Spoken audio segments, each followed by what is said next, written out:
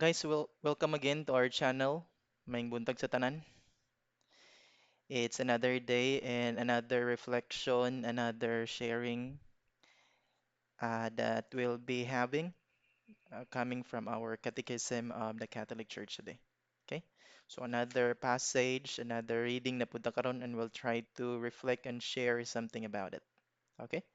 So let us pray before we begin in the name of the Father and of the Son and of the Holy Spirit. Amen. Hail Mary, full of grace, the Lord is with thee. Blessed are you among women, blessed is the fruit of thy womb, Jesus. Holy Mary, Mother of God, pray for us sinners, now and the hour of our death. Amen. In the name of the Father, Son, and the Holy Spirit. Amen. Okay, so kumusta ang tanan? It's a unsa man ka na, happy Saturday today, everyone. Welcome once again to our channel. So our reading or passage from the Catechism of the Catholic Church today will be on part 1. Ang under any part 1 is the profession of faith.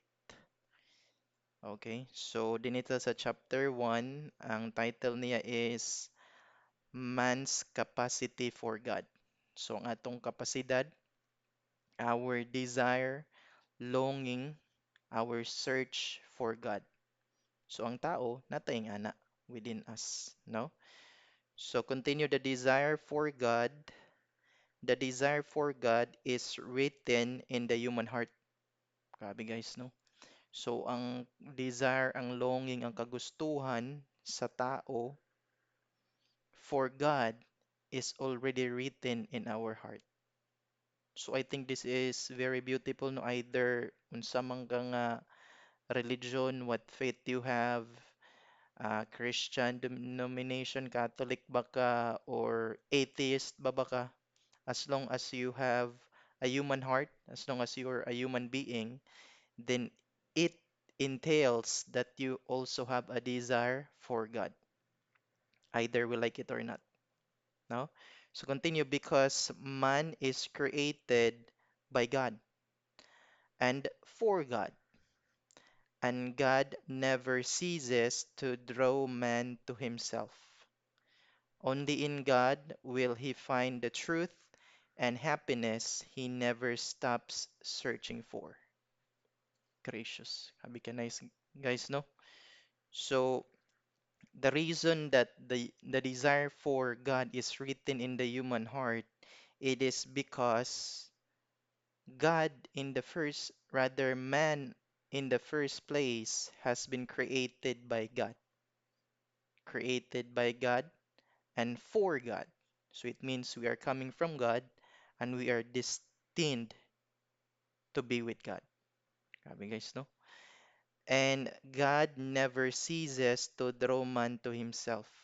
I think this is a very nice perspective to, reflect upon guys. Kaya nga naman, instead nga kita mo ga-search or looking for God, it says here that God never ceases to draw man to himself. It's God who's the one doing the first move. Siya ang gabuhat sa first move ay. The Lord is the one who draws us closer to Him. I think nice kina guys, no? Because usually we define religion, it's our searching or longing for God. Yes, we do that, but in the first place, who made the first move or the first initiative to do it? It is God Himself. Grabe no, even our desire, that desire for God that is written in our heart, that act or that very desire or longing that we have in the first place comes from God. Grabe ang Lord, no? Ano because if tayo lang, kita lang, we cannot, no, we cannot be able to fully grasp or understand God in the first place.